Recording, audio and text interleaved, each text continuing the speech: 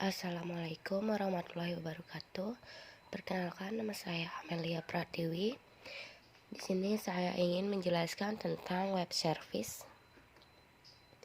Yang pertama itu ada pengertian web service, yaitu sekumpulan data, perangkat lunak, atau bagian dari perangkat lunak yang dapat diakses secara remote oleh berbagai piranti dengan sebuah perantara tertentu.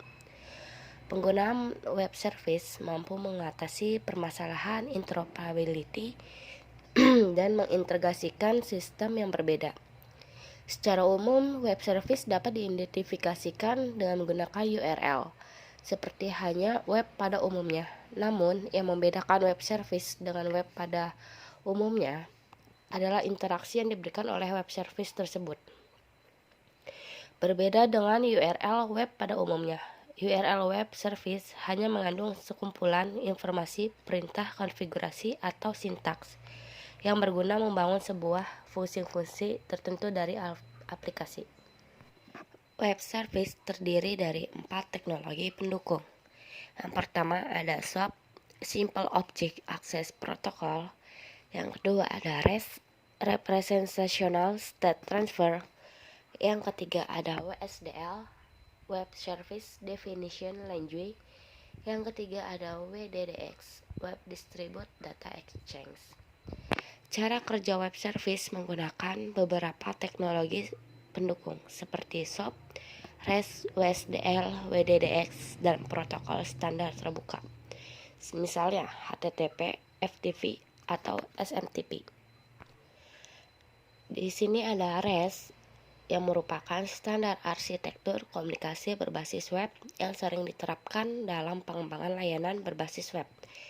Umumnya menggunakan HTTP sebagai protokol untuk komunikasi data.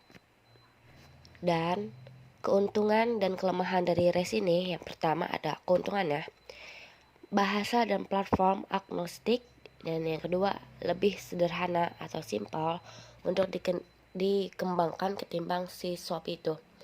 Ketiga, mudah dipelajari, tidak bergantung pada tools. Yang keempat ada ringkas, tidak membutuhkan layar pertukaran pesan tambahan. Secara desain dan filosofi lebih dekat dengan web. Kelemahan dari REST ini yaitu mengonsumsi model point-to-point komunikasi tidak dapat digunakan untuk lingkungan komputasi terdistribusi, di mana pesan akan melalui satu atau lebih perantara. Yang kedua, kurangnya dukungan standar untuk keamanan, kebijakan keandalan pesan, dan lain-lain, sehingga layanan yang mempunyai persyaratan lebih canggih lebih sulit untuk dikembangkan. Yang ketiga, berkaitan dengan model transport HTTP.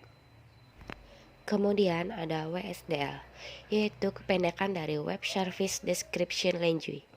WSDL adalah menggunakan XML untuk mendeskripsikan web service dan bagaimana untuk mengaksesnya.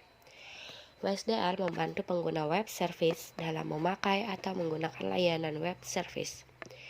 Web service akan terkunci dan tidak berguna jika tanpa WSDL ini.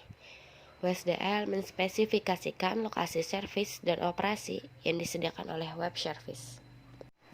Selanjutnya ada SOAP. SOAP, Simple Object Access Protocol, yaitu standar untuk bertukar pesan-pesan berbasis XML melalui jaringan komputer atau sebuah jalan untuk program yang berjalan pada suatu sistem operasi untuk berkomunikasi dengan program pada OS yang sama maupun berbeda dengan menggunakan HTTP atau XML sebagai mekanisme untuk pertukaran data. Maka si SOAP dapat berkomunikasi dengan berbagai aplikasi meskipun terdapat perbedaan sistem operasi, teknologi, dan bahasa pemrogramannya. Kelebihan dari SOAP ini yaitu bahasa, platform, dan transport agnostik.